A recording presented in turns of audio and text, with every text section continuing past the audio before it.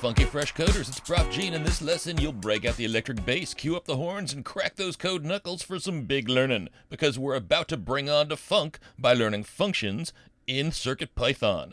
We'll cover functions with no arguments, functions with multiple arguments. We'll learn why correctly using functions is a better and more efficient way to code. We'll have a brief challenge, and this will set us up for Bring to Func 2, our next lesson, where we'll cover more funky concepts, the key issue of variable scope, and at the end of that lesson we'll have a big challenge that spans several lessons of learning.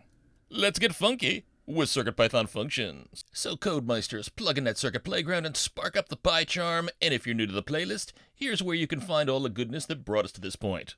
So I'm going to assume everybody here has the wave button code up. In the prior lesson, Bring On to Noise, we wrote this code that played sound, but we noticed that some of the code was identical in two spots. We're going to correct this by creating a function, then we'll expand this function in various ways to learn more about functions in Python and how variables behave when interacting with functions.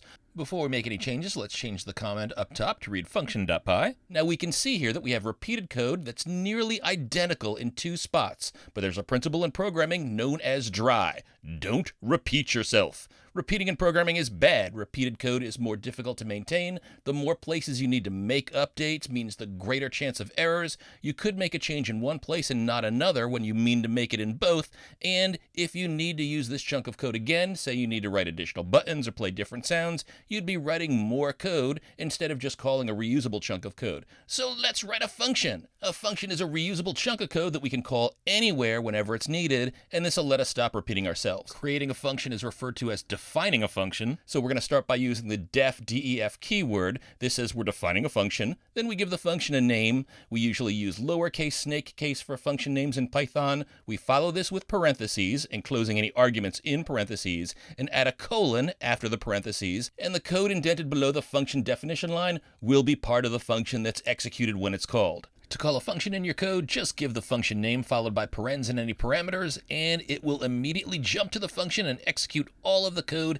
in the function body. Now in Python, functions need to be created before they're called. We're going to define it above our while true loop, but outdented even with the while true loop. We'll start with the keyword def space. Then we'll call this play_sound. We'll add parentheses, initially passing nothing between the parentheses arguments. Sometimes those arguments are called parameters. We'll end this with a colon. Function defined. And notice when we press return, we have lines indented. So just like our while statement and our if statement, the items indented below the func are part of that related block of code. And when called, this function is going to stop running at the first line of code that's outdented at a level even with our function definition line. So now let's highlight this repeated block of code down here. That should be from the with statement through the pass statement. I'll highlight it in this one area and cut it out, and then I'll highlight it in the second area and I'll delete it. Then I'll paste it below the function definition. Make sure your indentation is right. Remember, Python is very fussy about indentation.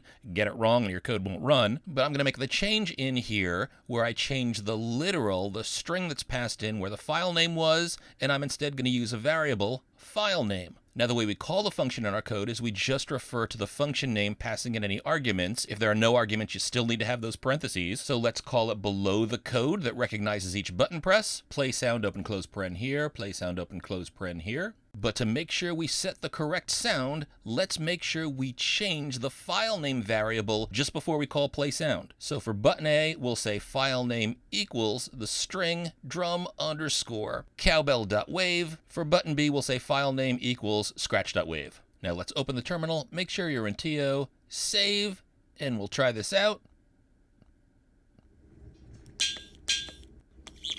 And it works the same way, just a lot less code. Now you might look at our code and think, hey, we still got some areas of improvement. We set the file name before calling the function. We do that after checking button value A and button value B. It'd be great if we could just pass the file name in as an input to the function.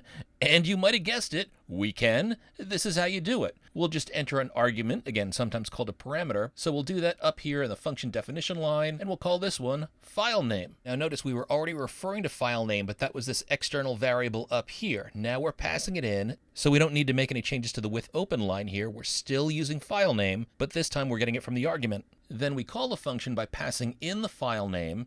So here when button A is pressed, I'm going to backspace over play sound and watch what happens when I retype it. Code completion knows that play sound now has an argument. It shows file name in here, so we'll just enter the string drum_cowbell.wave. Then down here in button B, we'll do the same thing, calling play sound, but passing in scratch.wave. Now we can delete both of these lines where we set our file name just before making the function call. And this also means we can get rid of this line file name equals drumcowbell.wave. We don't need that anymore. So look at what we did. We added a parameter to our function, and we got rid of 3 lines of code. Cool. So let's save and check this out.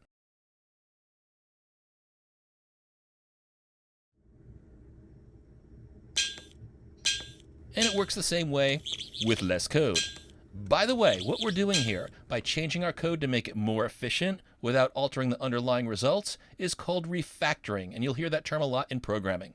And this is a nice standard play sound function. So why don't we change the comment at the top to say play_sound, and we'll save this as play_sound to our CircuitPython school folder. So now you've got this handy in your folder if you ever need to grab some code to play sound. And then we'll close the extra window so we're back at code.py. And now we're ready for a challenge. So you can see in our code, we have 2 print statements, A pressed and B pressed. Modify the play sound function to accept a second parameter, the name of the button, and call it button_name. In the play sound function, print the button_name so that the code still prints A pressed or B pressed each time the button is pressed. Call a function passing in the 2 parameters, the button name and the file name, and delete those 2 extra print statements. Save as 2-param-function.py.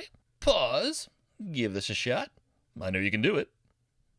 And when you're ready, resume, and we'll compare answers. So hopefully you got this. Just add a parameter button_name in between parens in our play_sound function definition. You can add it either before or after the existing file name parameter. I'll add it before. You do need a comma separating the argument labels. Now let's add a print statement as the first line in our function. Print, and in parens, let's make this an F string with F double quotes, curly braces inside the quotes, then after the curlies, space pressed, and between the curlies, we'll add the variable button_name. Then where our play sound function is called, in this first function call, I'm going to pass in the string A as my button name, comma, then the name of the file, drumcowbell.wave, and it seems that if you enter literal values like we've done here with these 2 strings, PyCharm adds argument labels out front automatically, and in the second call, we'll pass in the string B, and comma, scratch.wave, and we can delete the 2 extra print statements. We don't need those anymore.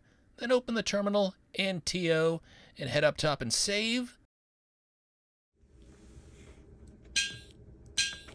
And try it out. And it works great. No change. We see things are printing out fine, whether it's A or whether it's B. So we'll close the terminal. We'll change the comment up top to 2-param-function.py. And I'll save this to the CircuitPython school folder.